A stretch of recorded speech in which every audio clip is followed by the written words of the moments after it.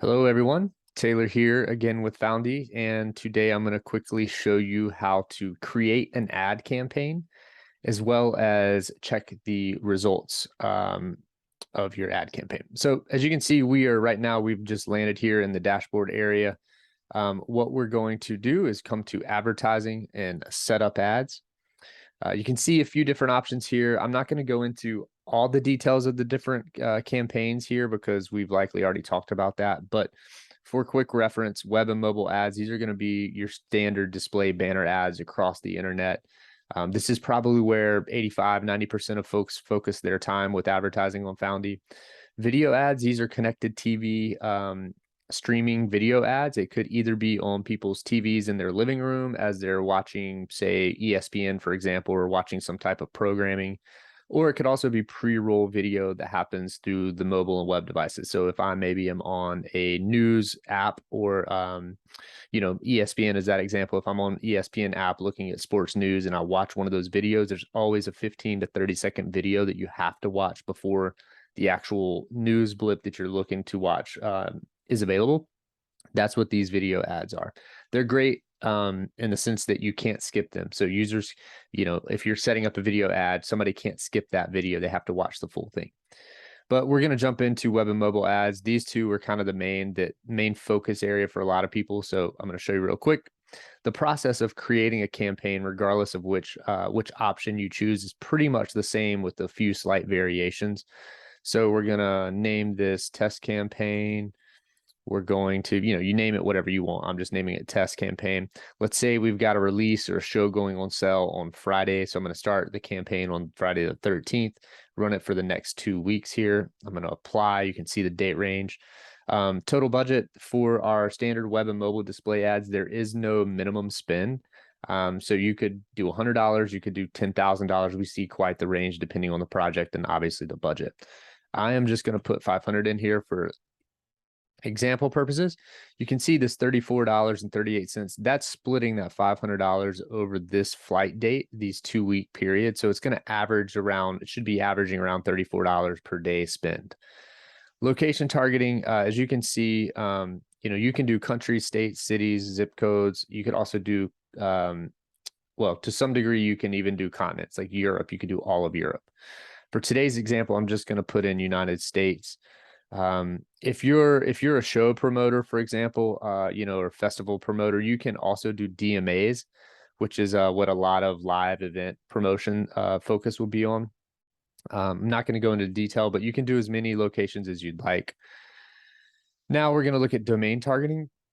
Excuse me. So 2 different options here for domain targeting. We have our premium site lists, which is going to include all of these different groupings of target domains that we've already built for you. And then on the max click site side, this is going to be similar, but what you'll see under the premium is you actually have the ability to view and edit those domains, whereas the max clicks, if we look at Rock, for example, there's 377 domains here.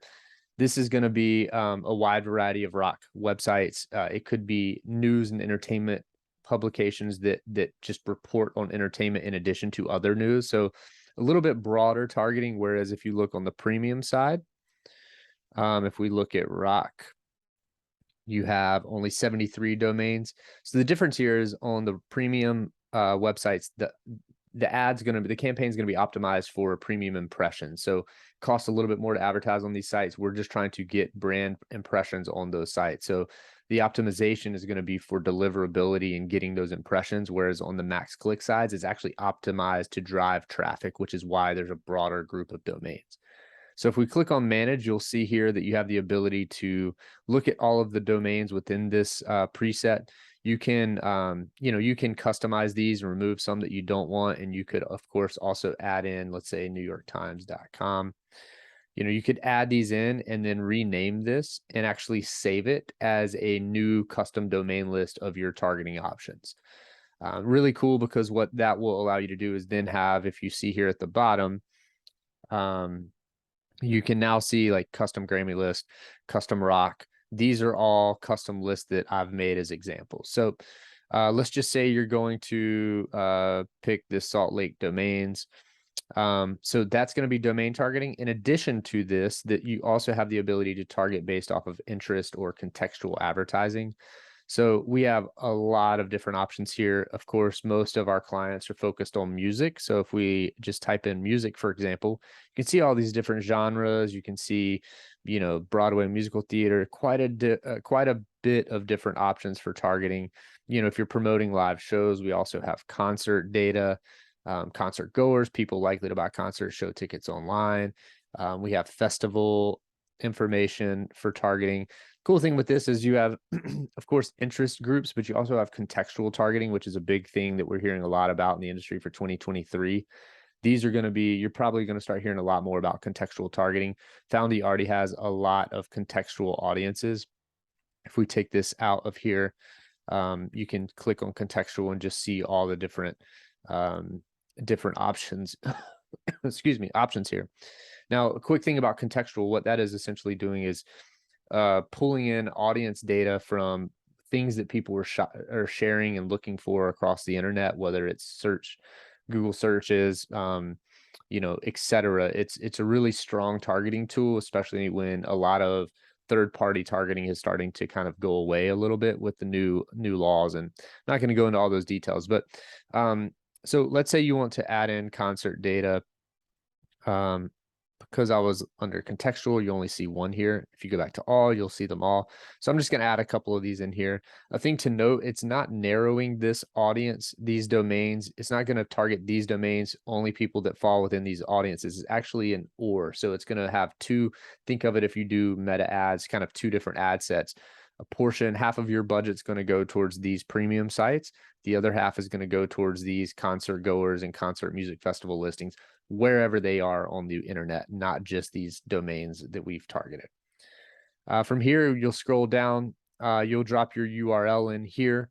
This is going to be wherever you're driving traffic to. I'm not really going to talk too much about optimizations. Typically, you're going to let our platform do what it's supposed to do for you based on what selections you make up here. So then you just move down to creatives. You drop your destination URL in here. You can see these are the different types of sizes for banner ads. These can be static images, or they could be a GIF with some movable elements. Or you could also, if you want to, I'll show you this on another example, but if we click show existing creatives here, we also have an HTML5 ad builder in the platform. So let's see if it will populate. I'll just show you an example. If I hit add, this is going to pull in an actual, oh, I may have clicked out of there too quick. Oh, there it goes. So this is a Spotify player ad unit, HTML5. Let me show you another one. You can also do this with a YouTube video, which works really well. We typically recommend YouTube. Let's see if I can find one for you here. How about this one? I think my internet's running a little slow as I'm recording this. So this is just an example of a Spotify player. It's not a YouTube video. I'll show you HTML5s in another video, but from here, that's all you have to do. You can see how simple of a process. This is all one page. And then you just click publish and you're all set, good to go. I'm not going to publish this because this is just an example. All right.